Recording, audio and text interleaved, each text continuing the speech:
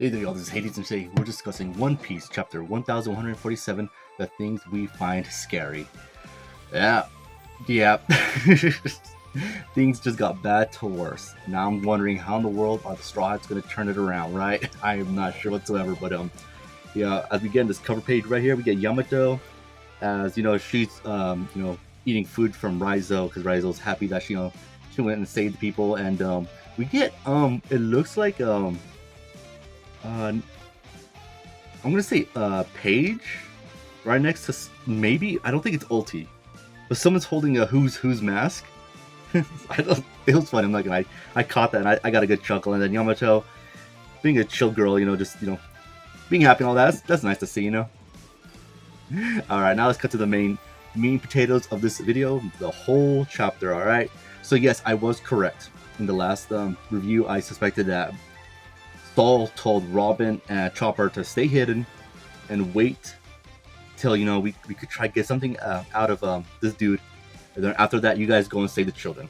So I was correct, but there's still like, hold on, we'll get to it towards the end, because Robin does do something which is like something like I would have been like Robin, you should have done that kind of bit earlier, you know what I mean? But yes, that's happening. It turns out, actually I did not know this, that Ulti, not Ulti, I'm so sorry, Genko fought the Straw Hats and brought them close to Summers. And I thought they were far away. I didn't think they were going to be anywhere near where Summers was, but no, they're like practically like right next to each other. And yeah, Genko defeated Jinbei, Nami, Usopp, and Brook. So interesting that, yeah, they got beat. They got beat. They stand no chance against the God Knights. And it's interesting that they're here. And then we got Chopper and Robin literally like nearby. So we got most of the gain here, and they're going to be ready to throw down against the God Knights. Are they going to be able to defeat them? They probably should not stand a single chance, really. And then we get a Genko pointing her weapon at Brook and saying, yeah, you're mine now, essentially. You belong to me because I'm a god, I'm a celestial dragon, and you're my property. And everyone's like, wait, what? What's going on here? And then Brook, like a real man, actually comes up and says, my sincerest apologies, young lady. My captain, Straw Hat Luffy, gave me a second chance in life. Since then, my loyalty has been to him alone. As she says, and if refusal means your life. And Brook replies, I would soon embrace death than live without honor. And then, yeah, and then she just starts beating him and beating him down. And then we do see a panel where she goes, oh, I don't know if like it's causing like some kind of pain that she has to do this to her idol, or, well, not idol, but fangirling over him, or she's just that angry. She starts continuing to beat him down. Now, again, with her being a spy, it's possible. I'm not gonna lie, it's Oda, right? It's very possible. So it could be possible she's just doing this just to sell it to Summers that, yeah, that she doesn't really care about them, and she's doing, what Celestial Dragons do. Whatever they like, they take, regardless, right? And her doing this is probably like really, really bad. Like, she really hates that this is happening to him, but when you gotta play the role, right? And then we get Summers calling in Willingham, saying, are we all good and everything? And Willingham's like, yep, go ahead and start speaking, Summers. And Summers starts announcing through all of Elbaf that, yeah, essentially he's gone to the snails and he's able to speak to all of them through the transponder snails. And he's essentially saying, yeah, essentially, yeah, we're the world government. We're the God Knights, and we're here to enlist you as our thralls to go out and fight for us. And if you don't, well, we got some of your kids, and we're willing to kill them if you don't listen to us. So that's essentially the gist of it. That's really the gist of it. And I mean, the Giants.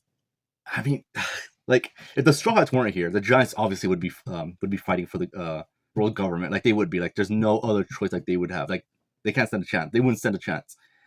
And with the God Knights here, the only reason if the Giants win, it's going to be because of the Straw Hats. But it would be interesting, wouldn't it, if they do win, but they do take a Brook with them.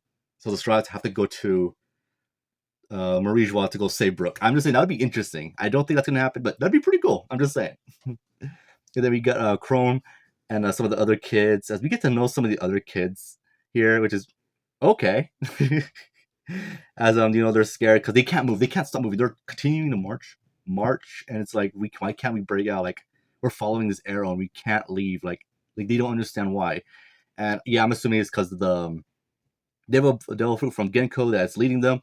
But if you were strong enough, or you were strong enough in hockey, you'd probably be able to break it, and you probably would not be affected. So I'm assuming if you have strong enough hockey, you could probably break a Genko's arrows, because we saw you can move stuff in the way, and the arrow wouldn't affect you.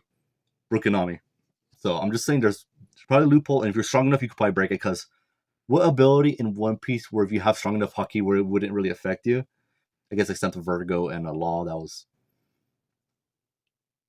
I like that fight. The MVs were great, but there's problems with that story. But yes, and then the kids look up and they see giants approaching them. Not sorry, giant monsters approaching them. But the warrior pirates arrive to stop them, But then they get attacked by like scary moms, like monster moms, like nightmares, like from the kids' dreams, like their parents. And that's so scary when the giants are like, "Oh frick, yeah!" I mean, everyone's scared of their mom when they're scary. I got a good laugh. I got a good laugh. It was funny. And the ship came crashing down, and yeah, they're being. I mean, what'd you expect? I mean, giants in One Piece are jokes. I mean, they are. And essentially, Summer's like, yeah, and that's just like that. Yeah, your fighting force is done. We know the Straw Hats are here. We kind of beat half of them already, but you know what? We're still gonna give you guys a chance. Come fight for us. And this all relies on you, as he talks to the king of the current land. As he's like, yeah, we got you surrounded. The giants defeated this, that, and the other, and they list. Killingham gets one of the female giants to list the names of the other the children. And again, Kiba, yeah, Kiba doesn't stand a chance. And then she lists the names, and we get some giants from all around the island saying, that's my kid, or that's my grandchild, or what in the world, what's my kid doing out there, stuff like that, And then we get an interesting giant girl. She has horns, and just like everyone else that read this chapter, like everyone else, she's more than likely related to Loki, the ancient giants, and King Harold. Like that's gonna be it. Like that's gonna be a backstory. So yeah. As they continue on, and then of course, yeah, Ripley and her husband are pretty angry. Like, wait, they got our son? And yeah, it's essentially saying, you hear that, Ripley? Our boy is something. And she's like, this isn't the time to brag. Like, I get what you're saying, but is he really something if he got kidnapped? I mean, he's worth something. He's a bargaining chip. I'm just saying. And essentially, yeah, then that's when Summer says, yeah, if you don't, we're going to kill them one by one until you guys join, or, this is the end of the Giants and everything. And Elder Jorel, this is your choice. And yeah, and then one of the giants, the female giant school teacher, says, please wait, this is too cruel. And Killingham just kind of gives her like a look like, it seems like he understands this is messed up, but it's his job. He's got to do this. He's a celestial dragon. He's a god's knight, and he's going to do what he has to do, all right? So that was interesting that he gave that look. But what could it mean more? I think it will eventually. Eventually, I don't know what it could be yet, but I think it will. And then as that's happening, the teacher said this school, because Summers does go off on a little spiel saying, okay, you giants, you also got to burn the schools because that shows your weakness, because you guys were a race of warriors. You guys were the strongest warriors out there, and you guys just became these peaceful tree-hugging creatures. Like, you're nothing compared to what you were back then, your peak. And that's a disgrace. We got to stop that. We got to stop that and turn you back into warriors. And the teacher does go off saying, the school is the symbol of Elbaf's peace, and the library not only safeguards our long history, but also the secrets of the world that the scholars of Ohara sacrifice their lives to protect. It doesn't just belong to Elbaf. So again, she's saying, like, yeah, it belongs to everyone, not just because, again, of Elbaf, the giants went and saved some of the books that the people at Ohara threw into the water. And I will say this on Oda's part, like, this is really, really dumb. Like, why in the world would the world government leave the books there? Because we clearly see them in a flashback where they see the books there. Because we see a massive pile of books in the water. And for whatever reason, the world government just left it. They left it. They did not take it out and destroy it. Like, you think they would, because, again, knowledge, right? You don't know if something they wrote was deep down there. So I would say that's a big, terrible blunder on Oda's part. It was crazy that they just left it there. It would be interesting, though, if it wasn't the real books. Like, the actual books were destroyed, but like CP or someone else just threw a bunch of fake books to kind of lead everyone else to thinking what the world history is, and it's a fake. That would be interesting if Oda did that. I don't think so, I don't know. It could be. But then yes, as that's happening, we get Chopper saying, "Don't do it, Robin." And yes, then she goes out on the move, as both of them say, "I'm not gonna let that happen." So they're both gonna come out and fight. I mean, yeah, yeah, almost like saying "yay, yeah," like Kanye West, but "yay." Oh my. He's on the move to go fight, and Robin's gonna fight too. And honestly, I don't know what took Robin so long. Like this is terrible. It took Robin this long to actually go on the offensive and fight. And yay, I think he's gonna do pretty well. But honestly, can he defeat a God Knight at this point of his life? Probably. I think he can stand up to them.